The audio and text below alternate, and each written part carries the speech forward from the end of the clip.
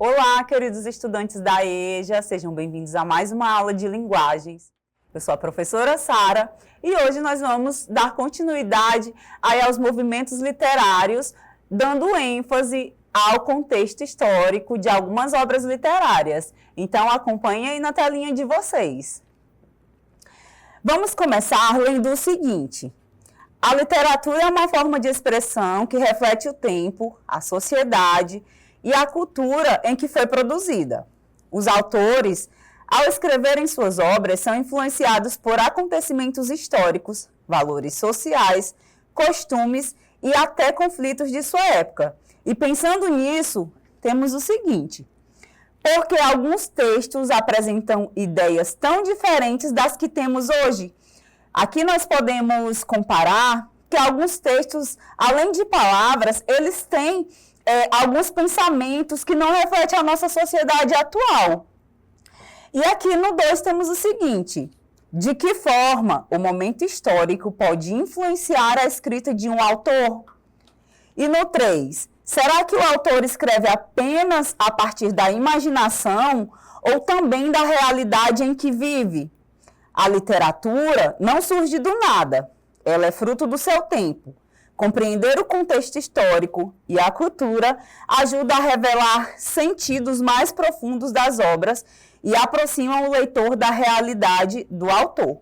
Então, assim, pessoal, o que nós vamos entender é que o contexto histórico ele tem a ver com acontecimentos importantes aí ao longo da nossa trajetória brasileira, ao longo aí de todo um contexto histórico e fatores que influenciam a nossa história. Quando a gente traz para a nossa realidade local, quando vamos falar aí da literatura acriana, o contexto que nós trazemos é o que reflete aí a nossa cultura, o que nós poderíamos abordar. Nós sabemos que a história do Acre, ela vem aí por diversos acontecimentos, diversos fatores históricos, tais como a Revolução Acreana, os ciclos da borracha, a anexação do Acre ao Brasil. Então, pensando nisso, focando nisso, nós vamos entender não só aqui o contexto do nosso estado, mas os movimentos literários aí a nível nacional, a nível de Brasil. Continuando aqui, eu trago o seguinte: o que define o contexto? O que é contexto histórico?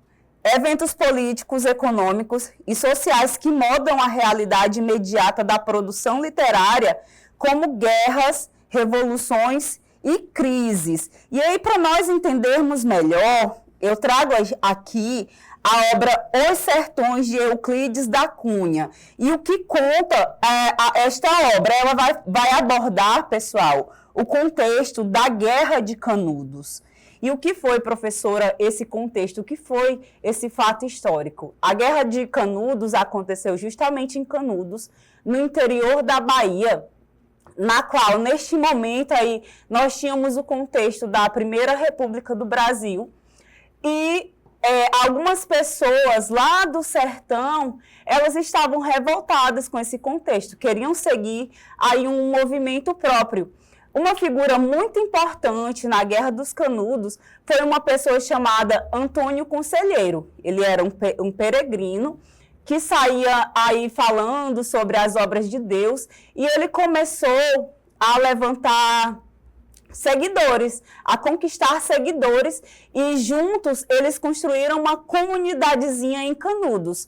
Porém, essa comunidade, ela levantou aí uma indignação ao governo, que travou uma luta com essas pessoas, essas pessoas aí no sertão, e acabaram aí que tendo várias batalhas, até que, na última delas, a polícia e o governo em si conseguiu ganhar. Porém, pessoal, essa história ele traz um contexto de denúncia, na qual o movimento aí da política em si, da polícia, não estava correto, porque era contra pessoas que só queriam viver a vida simples, a vida ali de forma independente da política que eles eram contra naquele momento. Então, acompanhando aqui, o Euclides da Cunha, ele aproveitou esse contexto histórico para escrever a obra Os Sertões, denunciando ali que havia uma grande desigualdade social e retratando ali o conflito político, social e militar no país. E aqui eu trago um exemplo também que a obra mostra a cultura do sertão nordestino, como uma forte religiosidade popular, uma vida difícil por causa da seca e da pobreza, costumes simples e resistência do povo sertanejo. E o autor traz o sertanejo como um povo forte, resistente e marcado pelas dificuldades. Então, o Euclides da Cunha, ele teve uma forte influência porque ele foi designado ali para fazer uma cobertura jornalística, e ele acabou escrevendo, denunciando as desigualdades, na qual o governo, naquele momento, não estava certo, e sim perseguindo pessoas pobres, pessoas que estavam ali em situação de desigualdade, numa classe social mais baixa. E aqui trazemos a literatura como documento social. A literatura, ela traz crítica e documentação. Escritores utilizam a ficção para expor as feridas da sociedade, servindo como um registro vivo de injustiças e costumes de sua época, que foi o caso de Euclides da Cunha.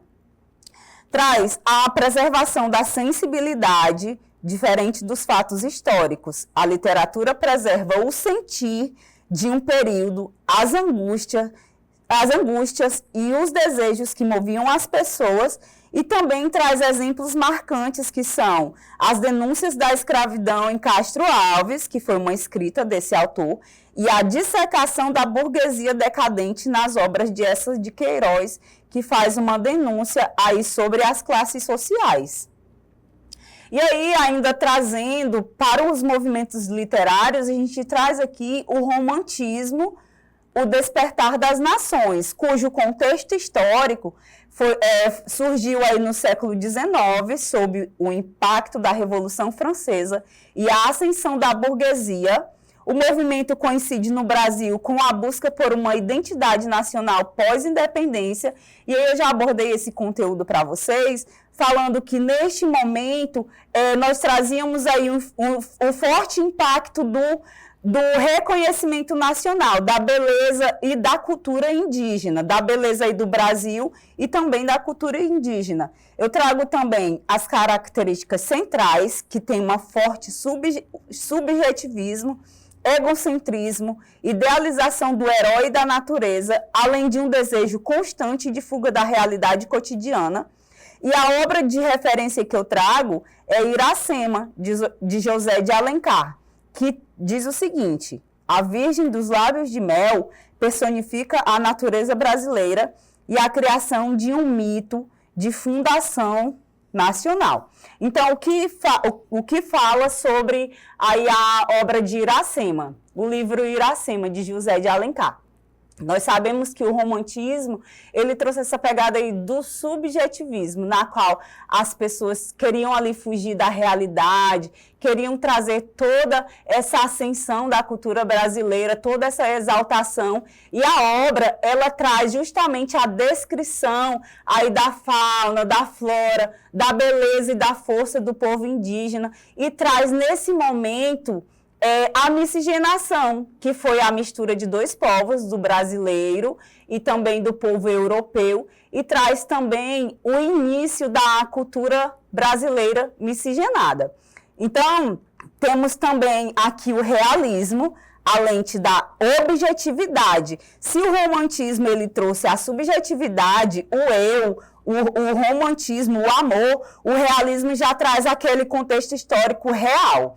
E aí, o que diz o contexto histórico no realismo? Ele traz o auge da Revolução Industrial e o surgimento de teorias científicas como o darwinismo, que é a ideia de que os seres vivos eles evoluem com o tempo e o mais adaptado sobrevive, e também o positivismo, que é a ideia de que a sociedade deve ser guiada pela ciência, pela ordem e pelo progresso, que exigia uma visão objetiva do mundo. Então, o realismo ele já traz aí o real, o contexto de fato mesmo, sem romantizar nada. E o livro de referência que eu trago é o Memórias Póstumas de Brás Cubas. Esse livro, pessoal, ele conta a história em que a pessoa que está narrando ali é um defunto. Ele conta como a sociedade ela era desigual, como era mentirosa, como ali ter uma posição social e dinheiro nem sempre trazia felicidade, e como que eles se sentiam naquela realidade ali. Como a família tradicional, ela não era de fato tradicional, existiam muitas mentiras, existiam traições, existia todo um poder aquisitivo e quem tinha esse poder aquisitivo maior é que levava a melhor, querendo ou não, financeiramente. Mas em relação ao sentimento, era ali nem sempre real, nem sempre era verdadeiro. Já no modernismo, eu trago a ruptura e a velocidade, cujo contexto ele se dá lá no século XX, marcado pelas grandes guerras, urbanização acelerada e o surgimento de novas tecnologias como o rádio, o cinema e o automóvel. E aqui eu trago a mudança estética, que é a busca pela liberdade formal, uso da linguagem coloquial e o desejo de romper com o tradicionalismo acadêmico passado. Então, o modernismo ele já traz ali uma crítica social também, e de forma mais evidente, mais forte, ali nessa época do contexto histórico brasileiro. Então, o modernismo, ele deixa ali aquele português bem bonitinho, bem descrito, aquela gramática ali toda alinhada, e já começa, dentro das obras, a inserir palavras de termos coloquiais. Como, por exemplo, aqui a gente vai trazer a obra Macunaíma. E o que expõe o Macunaíma, pessoal? O Macunaíma, ele representa um Brasil que tem tudo de bom e de ruim que a gente tem. E ali ele representa uma mistura brasileira, na qual o personagem aí, Macunaíma, ele vive em diversos contextos, urbano, no contexto aí da floresta, ele é bem sapeca, então traz toda uma realidade de um contexto todo misturado. E aqui eu trago para vocês também uma breve análise sobre o contexto e como fazer em uma obra literária. No número 1, a gente precisa analisar quem é o autor da obra. Como que vocês vão fazer isso? Investigue a posição social, inclinações políticas e experiências de vida que moldaram a visão do mundo de escritor. Analisem também quando a obra foi escrita, identifique grandes eventos globais e locais da década e o que estava acontecendo no mundo naquele exato momento. No 3, para quem a obra foi escrita, quem era o público-alvo da obra neste momento. E no 4, a gente traz aí quais os valores vigentes, o que era considerado moral, imoral ou tabu, como a obra desafia ou reforça as normas sociais desse período. Então, para analisar a obra, nós precisamos aí desses 4 elementos. E aqui eu trago para vocês a literatura como diálogo eterno, conexão temporal. Ler um clássico é conversar com o passado para compreender as raízes do nosso presente. E aí, nesse caso, é analisar mesmo o contexto.